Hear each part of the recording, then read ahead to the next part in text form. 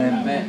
J'aimerais que nous ouvrions la parole de Dieu dans Deutéronome chapitre 31, verset 6. Deutéronome chapitre 31, verset 6. L'Éternel, ton Dieu, marchera lui-même avec toi. Il ne te délaissera point, il ne t'abandonnera point. Alléluia. Nous traversons bien souvent des tempêtes tumultueuses ou des fois des déserts qui sont un petit peu longs. Et nous sommes tous de la même nature. Nous crions à Dieu et nous disons « Seigneur, s'il te plaît, fais-nous sortir de ce temps de souffrance. » Et on a l'impression que Dieu ne nous entend pas parce que nous restons encore dans le désert, dans ces flots impétueux. Ce n'est pas que Dieu ne nous entend pas et ce n'est pas que nous avons un Dieu qui est méchant. Non, cela veut simplement nous faire comprendre. Dieu veut nous faire comprendre que dans ces temps-là, particulièrement dans ces temps d'épreuve, Dieu ne nous abandonnera jamais. Alléluia, gloire à Dieu. Jamais. Joyce Meyer a dit « Nos déceptions ne sont rien, comparées à l'espoir infini que nous avons dans un Sauveur, dont l'amour envers nous ne changera jamais. » L'amour de Dieu est inaltérable. L'amour de Dieu ne change pas comme nous pouvons avoir de la variation dans nos amours. Dans notre vie, il y a différentes étapes.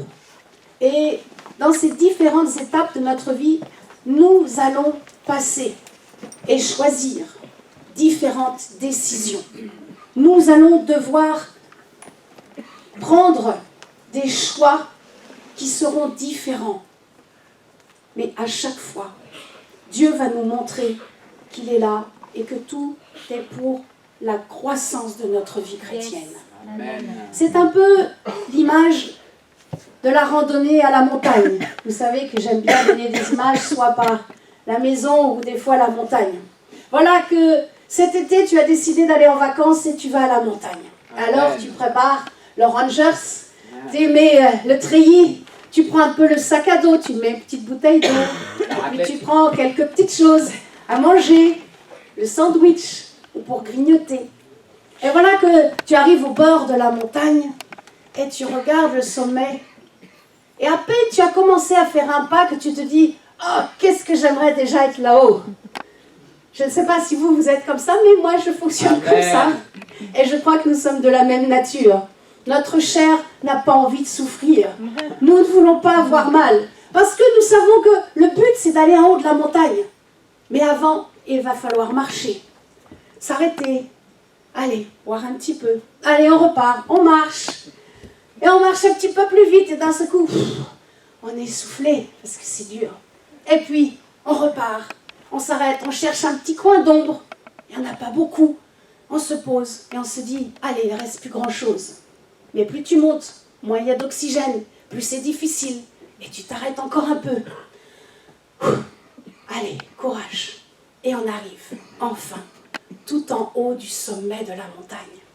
Et tu sens cette petite brise fraîche qui vient sur ton visage.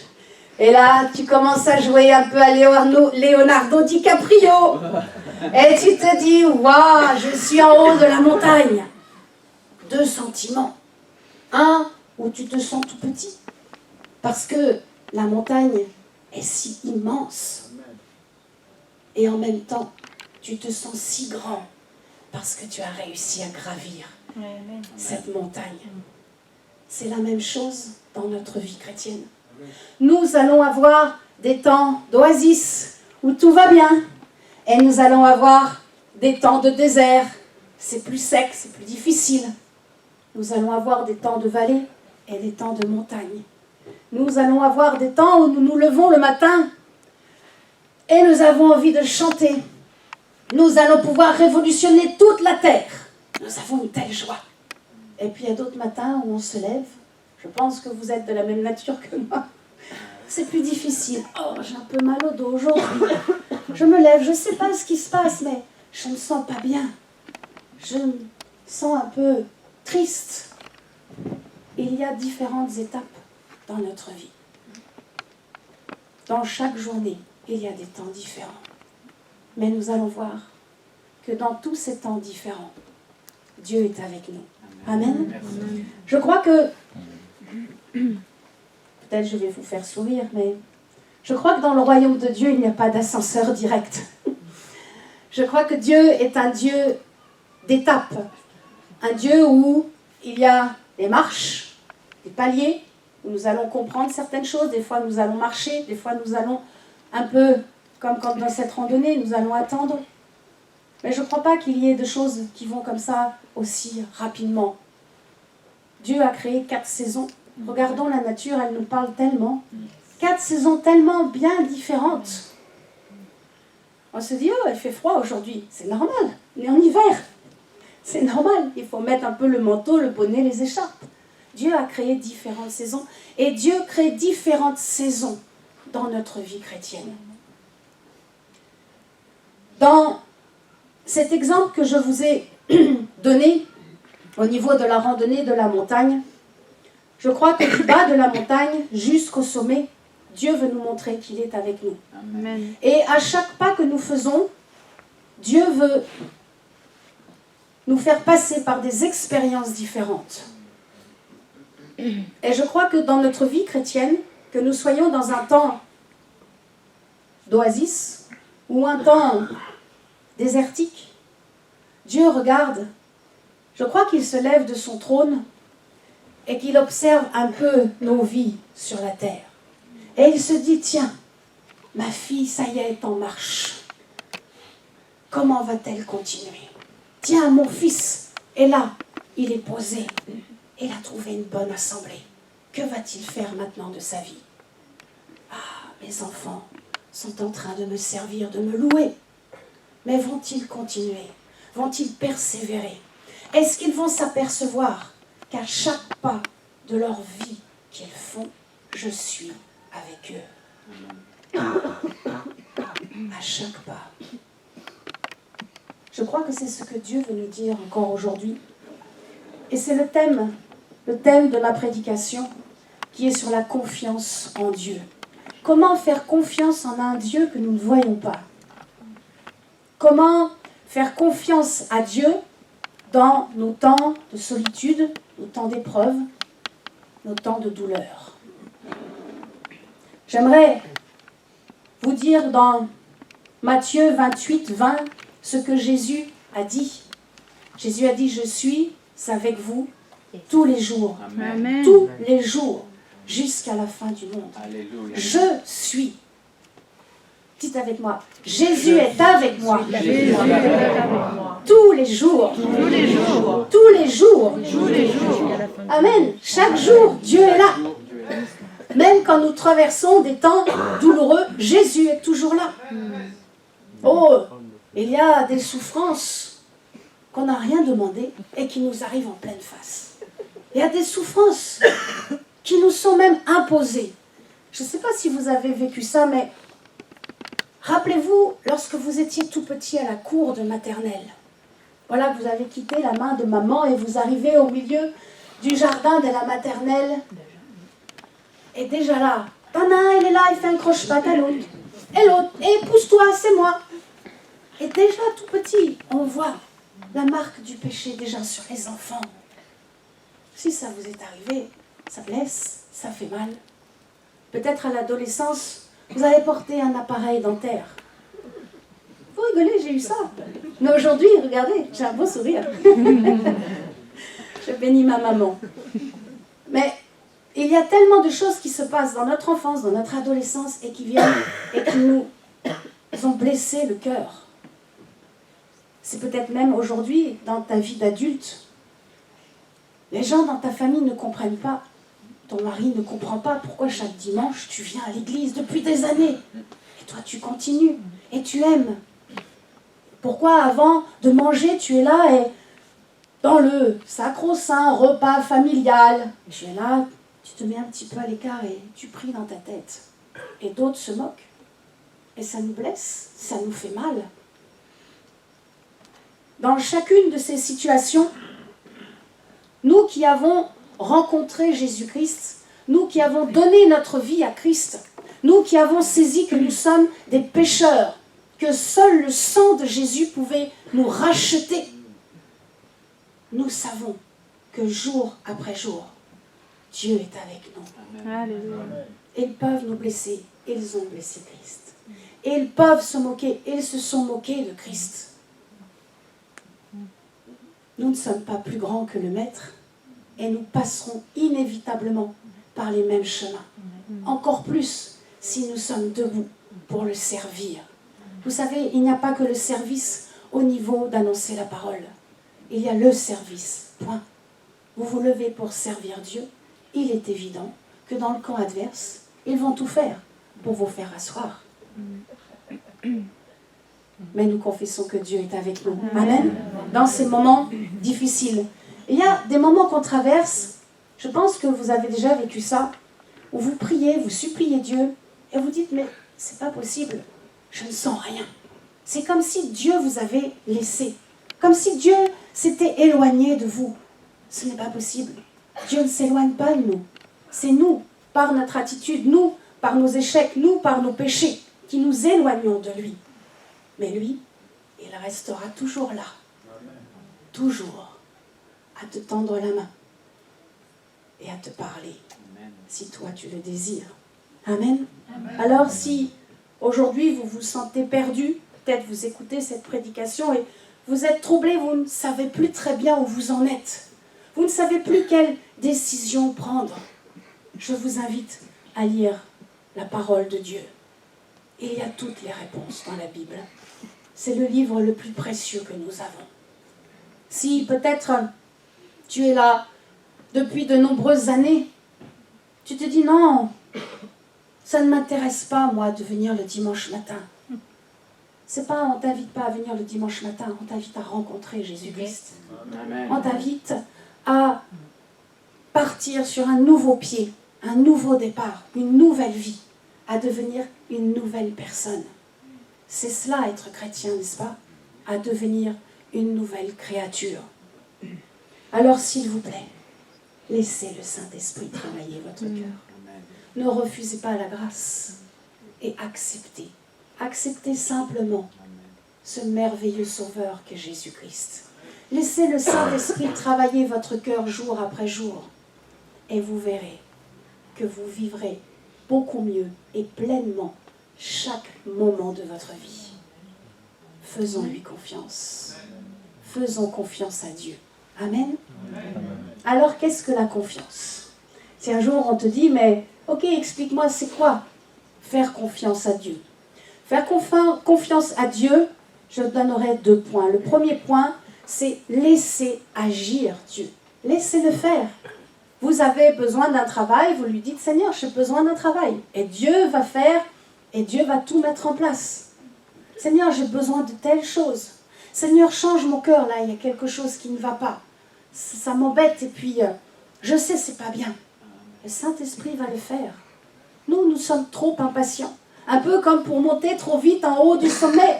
Mais n'oubliez pas, nous avons un Dieu d'étapes, quelques marches, quelques paliers.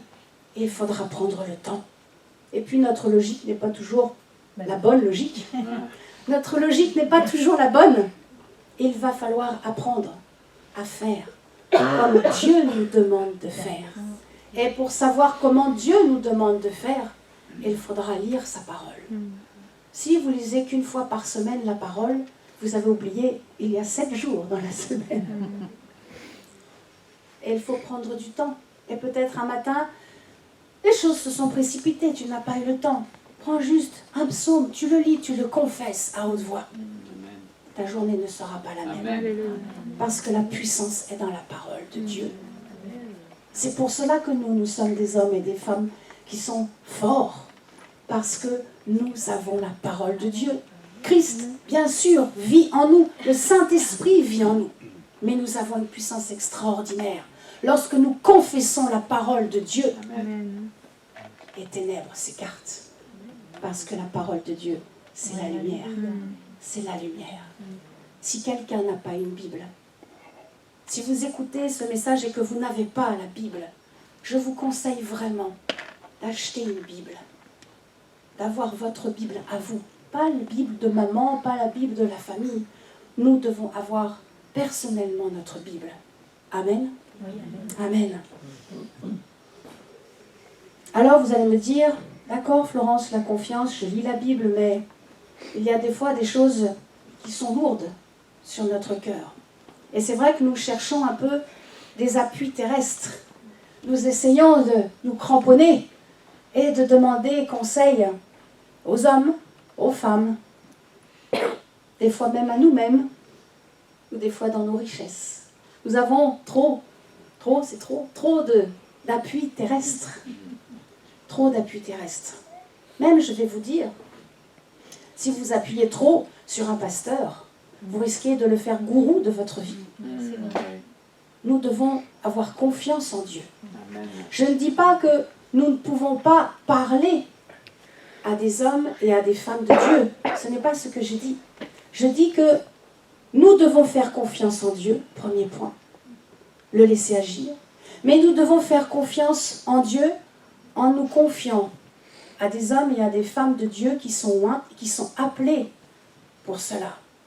Si vous avez des fardeaux, des choses, des fois j'entends dans les confessions des femmes qui me confient des choses, oh mon Dieu, que c'est terrible, que c'est horrible de ce qu'elles ont vécu dans leur enfance, leur adolescence, dans leur vie de femme. Je m'excuse mes frères, mais j'ai plus de confessions de femmes que d'hommes. Mais c'est terrible. Il faut être solide pour entendre déjà cela, n'est-ce pas? Il faut être appelé pour entendre également ces confessions. Et il faut être inspiré par le Saint-Esprit pour donner le bon conseil. Faire confiance à Dieu, c'est le laisser agir. Et c'est pouvoir parler à des serviteurs et des servantes de Dieu qui sont loin, qui sont appelés pour entendre certaines choses de notre intimité et qui nous donneront le sage conseil. J'aimerais avec vous donner quelques exemples pour étayer sur la confiance en Dieu des hommes dans l'Ancien Testament qui ont fait confiance en Dieu. Vous savez que des fois on dit « Oui, mais c'est l'Ancienne Alliance, je ne la lis pas trop. » Mais je vous assure que de la Genèse à l'Apocalypse, la Bible nous enseigne. Nous ne devons rien rejeter. Si vous lisez un passage dans l'Ancien Testament, c'est qu'il y a quelque chose que vous devez comprendre. Et je crois que l'histoire du peuple juif, l'histoire de ces hommes qui ont fait confiance en Dieu il y a de nombreuses années, vont nous enseigner ce matin. Amen.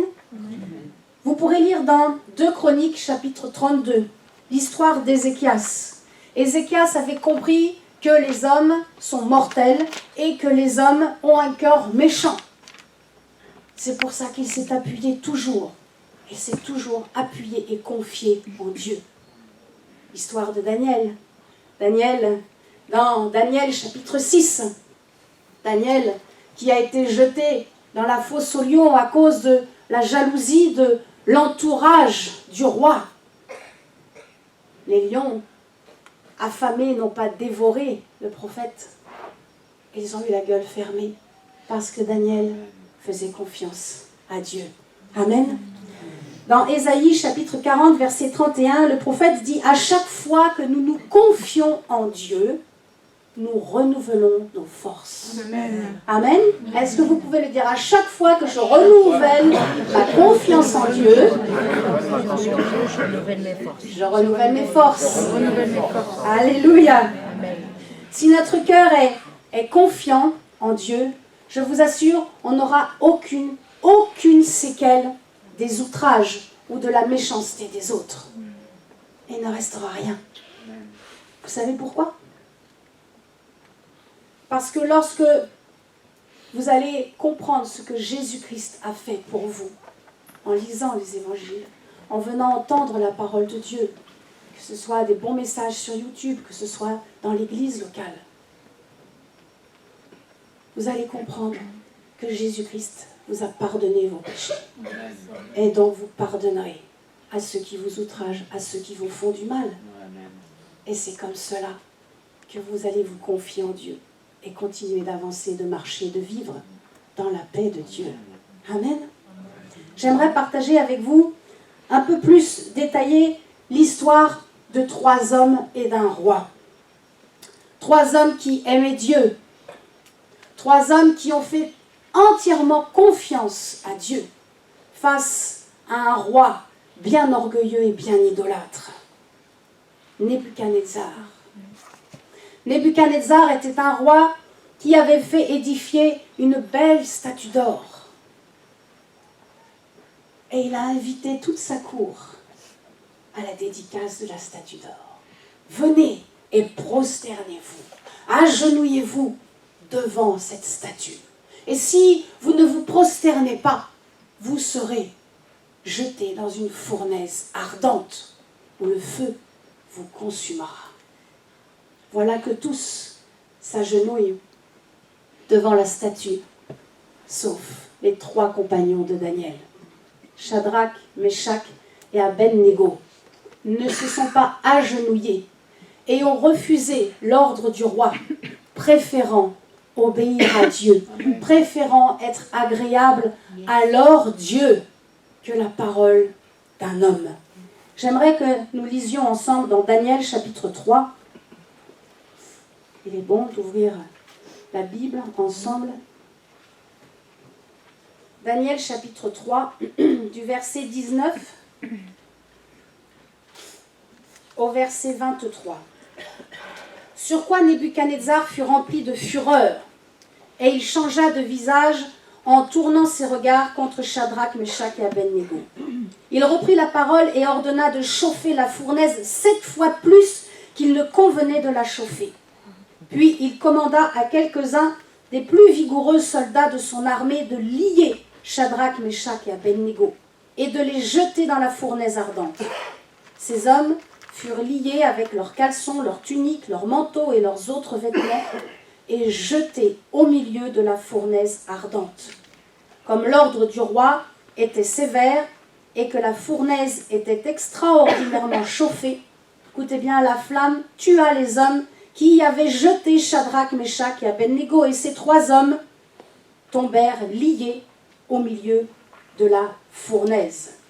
Je me dis, je ne sais pas comment j'aurais réagi, mais en tous les cas, ils ont pris une ferme décision et ils s'en sont tenus. Ils ne se sont pas occupés ni de ce que les autres disaient, ni de la mort. Ils ont fait confiance à Dieu. Regardez au plus haut, au verset 15. Ce qu'ils ont fait a vraiment eu aussi une répercussion sur le roi. Au verset 15, le roi dira « Mais quel est le Dieu qui vous délivrera de ma main ?» Eh, pauvre roi, tu sais qui a créé ta main? C'est le Dieu de ces 3 hommes. Le roi n'avait même pas réalisé que sa main avait été créée par Dieu, le Dieu de Shadrach, Meshach et Abednego. C'est Dieu qui crée l'adversité. C'est pas moi qui le dis, c'est lui. Il est le créateur de toutes choses. Et ici, les compagnons de Daniel n'ont pas eu peur. Ils n'ont pas eu peur. Ils étaient remplis d'amour, remplis de confiance en leur Dieu. Vous savez que tous nos actes sont empreints ou démarrent avec 2 sentiments, l'amour et la peur. Et à chaque fois que nous avons peur, nous nous éloignons de Jésus. À chaque fois que tu as peur peut-être de perdre ton mari, tu t'éloignes de Jésus. À chaque fois que tu as peur du lendemain, tu t'éloignes de Jésus. À chaque fois que tu as peur de manquer, de ne pas finir le mois, tu t'éloignes de Jésus. À chaque fois que tu as peur de souffrir, tu t'éloignes de Jésus. Chaque fois que tu as peur que ton temps d'attente ou que tant d'un miracle n'arrive pas, tu t'éloignes de Jésus. À chaque fois que tu as peur de mourir, tu t'éloignes de Jésus. Parce que Jésus-Christ, c'est l'amour. Jésus-Christ, c'est l'amour. Prenez l'image un peu d'une balance pour peser. On ne s'en sert plus maintenant, c'était nos anciens qui s'en servaient. Et j'aimais bien, toute petite, il y avait les différents petits poids chez notre arrière-grand-mère. Et on mettait les petits poids et quand il y avait un poids beaucoup plus lourd, pouf, ça descendait plus d'un côté que de l'autre. C'est la même chose. À chaque fois que nous avons peur, la peur monte et le plateau de l'autre côté de Jésus descend. Plus nous serons remplis de Jésus, plus nous nous confierons en Jésus, plus le plateau de la peur va descendre. Vous comprenez cette image? Aujourd'hui, nous allons fermer la porte. Nous allons fermer les petites fenêtres qui sont peut-être encore entrouvertes dans votre vie. Les fenêtres de la peur vont se fermer aujourd'hui. Parce que nous allons nous confier en Dieu. Parce que nous allons avoir une prière où nous allons vraiment déposer tout et faire confiance à Dieu. Amen. Alléluia. Regardez ce qu'il s'est passé au verset 24. Je ris parce que le verset 24, il est extraordinaire. Le roi fut effrayé. Oh, le grand roi Nebuchadnezzar a eu peur. Il est passé de l'autre côté de la barrière. Lui qui voulait faire tuer Shadrach, Meshach et Abednego. Il est passé de l'autre côté. C'est lui qui a eu peur. C'est lui qui a été terrifié. Parce qu'il ne voyait pas 3 hommes, il en voyait 4. Il s'est dit, j'en ai jeté 3 dans la fournaise. Je deviens fou, c'est pas possible. Et il y en a un 4e. C'est Jésus. Amen. Écoutez bien, à chaque fois que nous manifestons la foi, cela va entraîner la peur chez les religieux. Cela va manifester la peur chez les incrédules. Nebuchadnezzar a eu peur. Parce que lorsque les 3 hommes sont sortis de la fournaise, rien n'avait été brûlé sur eux. Aucun vêtement. Leur peau était intacte. Amen. Même les cheveux, il n'y avait rien. Rien n'a été brûlé sur leur corps. Rien n'a été touché. Vous savez pourquoi? Parce qu'ils ont mis en action leur foi. Amen.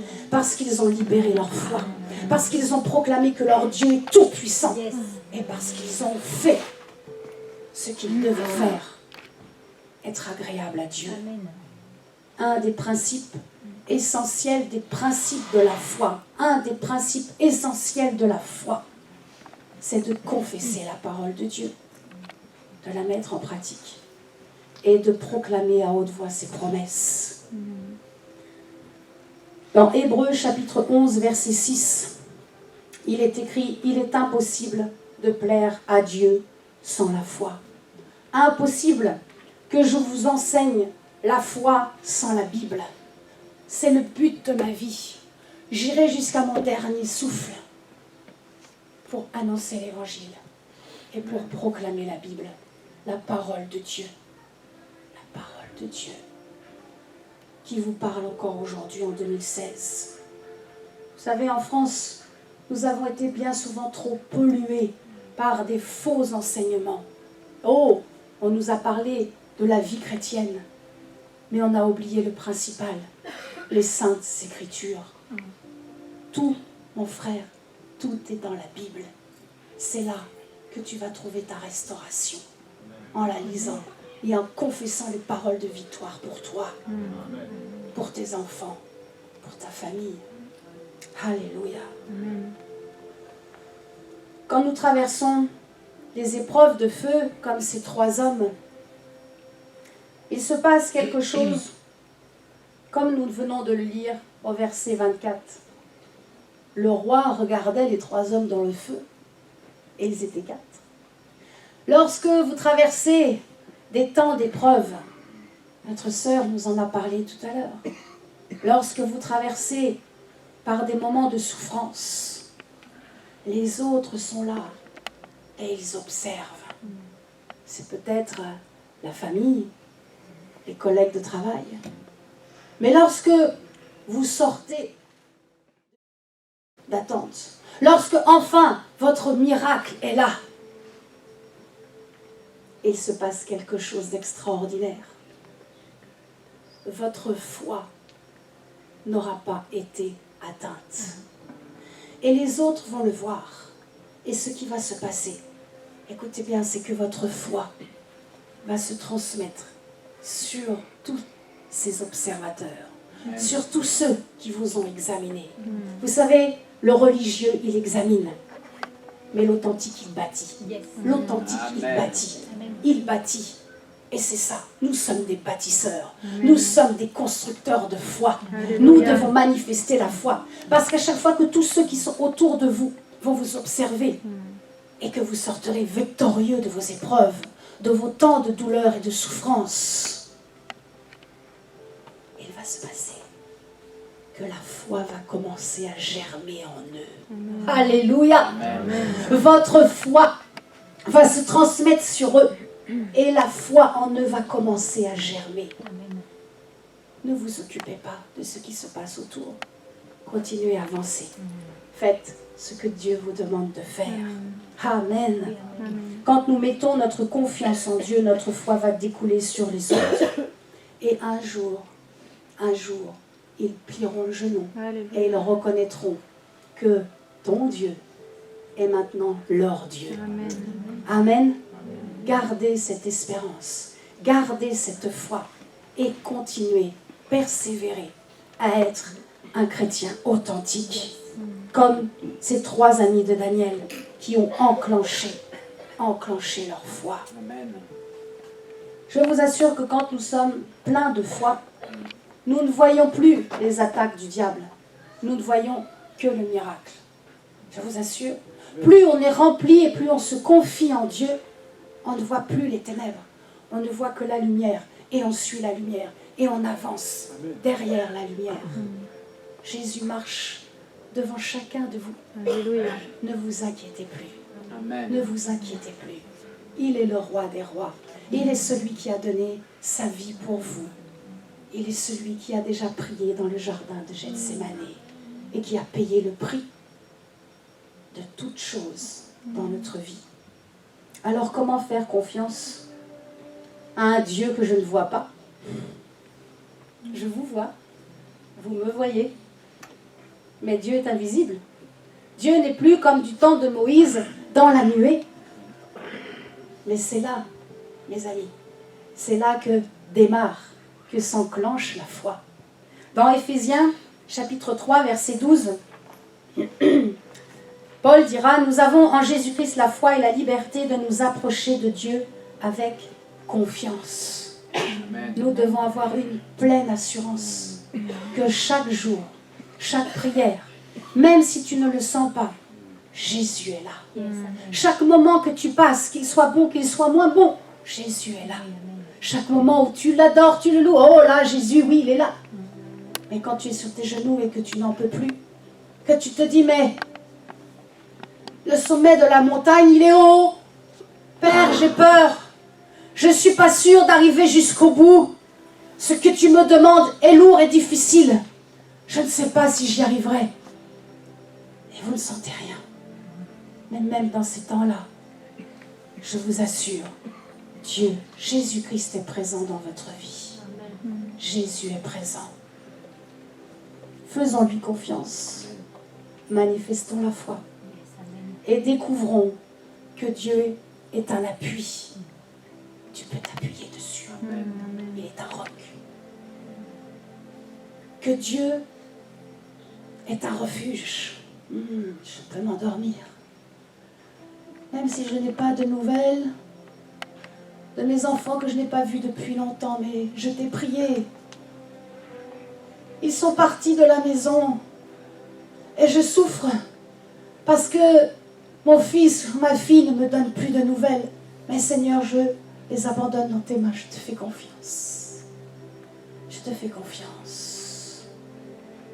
Merci Saint-Esprit. Ils vont venir. Maria, ils vont venir. C'est fait déjà. Loue-le. C'est fait. Amen. Tes yeux ne le voient pas, mais c'est fait. Amen. Alléluia. Et on s'endort et on sait que Dieu est un refuge, n'est-ce pas? Oh, toi qui es seul, tu es une femme ou un homme qui est seul et tu attends ta bien-aimée. Tu as bien demandé quelques conseils, mais ce n'était pas la bonne personne. Alors tu pries et tu attends et tu laisses Dieu faire. Tu demandes conseil aux hommes et aux femmes de Dieu et tu laisses Dieu faire. Parce que tu sais que Dieu est ton refuge. Mais surtout, nous devons découvrir que Dieu est notre sécurité. Amen. Dieu est notre Alléluia. sécurité. Amen. Certaines personnes ont un diable trop grand et un Dieu trop petit. Il y a des songes, je ne veux même plus en entendre parler. Je ne veux que des choses positives. Je veux encore plus de Jésus dans ma vie. Amen. Oh, je ne suis pas parfaite. J'ai encore des choses à révoquer. Encore des choses qui doivent disparaître. Je ne suis pas mieux que vous. Je suis une femme rachetée par grâce. Mais ce que je sais, c'est qu'en Jésus-Christ, j'ai la sécurité. Jésus est un appui, il est un refuge, il est une sécurité. Alors comment faire comprendre et comment faire confiance à Dieu dans mes temps d'épreuve? La vie d'Ézéchias nous donne vraiment de précieuses leçons. Je vous invite à lire vraiment 2 Chroniques 32, versets 24 et 25. Ézéchias a vaincu l'apostasie de son père. Ézéchias a rétabli quelque chose d'extraordinaire qu'il n'y avait plus dans Juda. Il a restauré l'adoration. À chaque fois que tu vas adorer Dieu, à chaque fois que tu vas remercier Dieu, que tu vas lui rendre grâce, même si ton miracle n'est pas encore arrivé, tu vas commencer à restaurer Dieu dans chaque domaine de ta vie. Alléluia. Quel grand Dieu nous avons. Amen. Ézéchias même, il s'est trompé, il a même échoué à un moment donné. Il est venu demander pardon à Dieu. C'était un homme humble et repentant. Et Dieu lui a pardonné. Il y a des fois, nous voulons bien faire. Et on fait un peu de casse. Nous sommes humains. Mais nous nous pardonnons, n'est-ce pas? Amen. Les uns les autres. Nous avons le même Dieu qu'Ézéchias.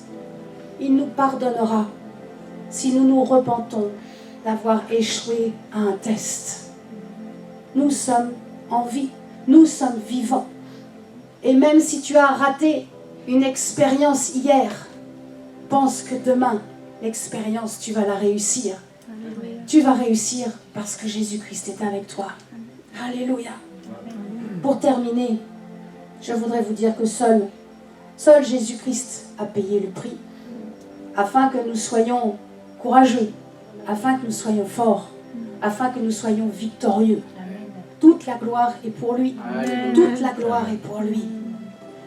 Joyce Meyer dit quand notre confiance est en Dieu, nous pouvons nous réjouir de chaque minute de notre vie. Amen. Alléluia. Quoi qu'il se passe, peut-être là tu es en train de te dire, mais attends Florence, tu ne sais pas ce que je vis. Mais quoi qu'il se passe en ce moment dans ta vie, tout concourt au bien de celui qui aime Dieu. Alléluia. Tout concourt pour que tu puisses devenir meilleur. Tout concourt pour que tu puisses travailler dans l'excellence, être plus intègre, ne plus être dans les conflits. Ça ne va pas se faire comme cela, un coup de baguette magique. La magie n'existe pas dans le royaume de Dieu. Il faut que la chair souffre un peu pour que nous puissions découvrir que dans n'importe quelle situation, Dieu ne t'abandonnera jamais. Amen. Jamais. Alléluia. Les hommes et les femmes peuvent nous abandonner, mais Dieu ne vous abandonnera jamais. Amen. Amen. Je vous invite à vous lever à votre place.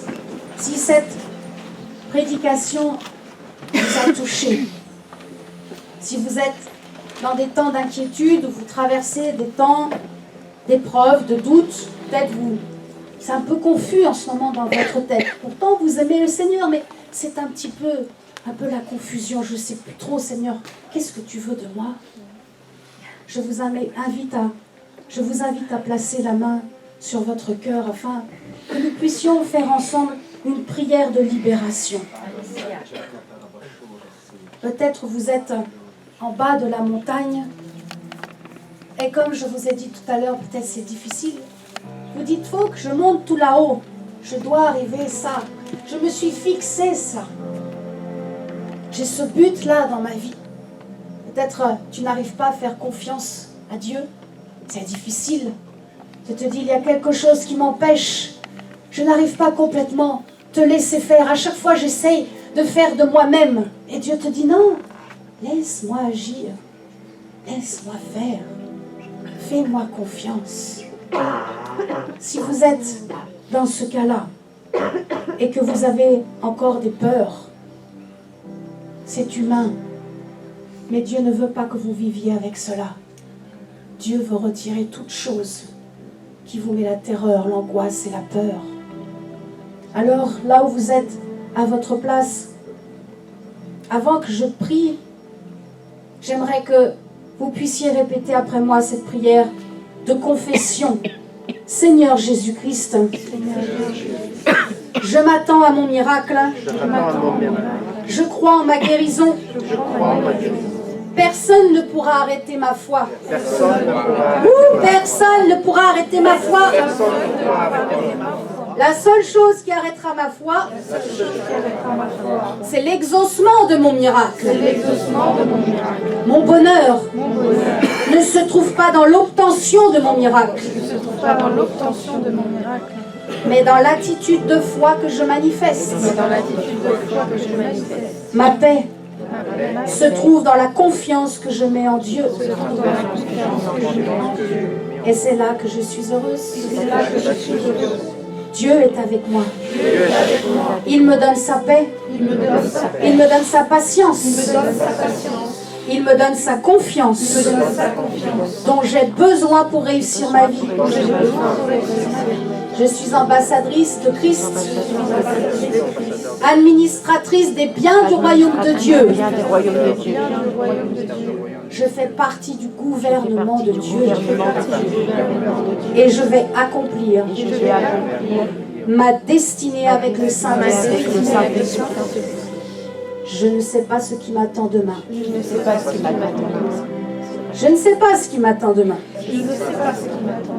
Mais je m'engage avec foi à suivre Jésus-Christ.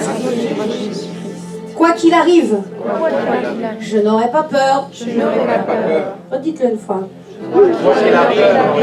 Amen. Car je sais que Dieu est là. Que le Saint-Esprit vit en moi. Jésus-Christ, je te fais entièrement confiance dans tous les domaines de ma vie.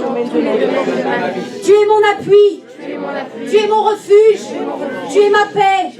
Tu es ma liberté. Tu es ma guérison. Et surtout, tu es ma sécurité. Et c'est auprès de toi que je veux vivre. Je vais prier maintenant. Seigneur Jésus, je te rends grâce, Père, pour toutes les âmes qui sont présentes et celles qui entendent cette prédication. Je paralyse tout esprit de mort sur vos vies, dans le nom puissant de Jésus-Christ. Et je libère la vie du Saint-Esprit, l'odeur du royaume de Dieu. Je libère sur vos vies une onction de paix, une huile fraîche qui coule de la tête jusqu'aux pieds et qui vient pour rafraîchir votre âme et guérir les blessures les plus anciennes. Par le nom puissant de Jésus-Christ, je ferme les portes des cachots où vous étiez enfermés et j'ouvre devant vous, par le nom de Jésus-Christ, de nouveaux départs, de nouvelles rencontres, de nouveaux projets. Amen. Parce que vous êtes des fils et des filles du Très-Haut, du Dieu Tout-Puissant. Je proclame sur vos vies que votre solution existait avant votre problème. Amen. Je libère un climat spirituel paisible dans vos foyers, Amen. dans vos familles. Je proclame que nous sommes des ambassadeurs de paix, des ambassadeurs de Christ, et que nous nous agenouillerons que devant l'Éternel, notre Dieu, pour l'adorer. Amen. Merci parce que nous sommes la lumière du monde. Merci parce que nous avons non un parfum fade, mais un parfum qui se répand sur tous ceux qui sont autour de nous. Soyez bénis, soyez remplis en cet instant de la présence de Dieu. Amen. Et qu'aucune peur du lendemain, aucune peur de la mort ne vienne pour vous faire chuter. Dans le nom puissant de Jésus-Christ, je proclame que nous resterons debout. Alléluia. Amen. Dans le nom de Jésus, je proclame que nous ne perdrons ni notre salut ni notre service, mais nous continuerons et nous avancerons Amen. avec la puissance de l'Esprit de Dieu. Soyez bénis. Soyez bénis. Dans le nom de Jésus-Christ. Amen. Amen.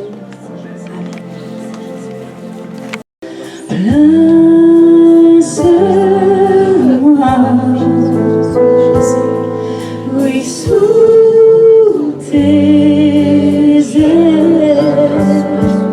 Couvre-moi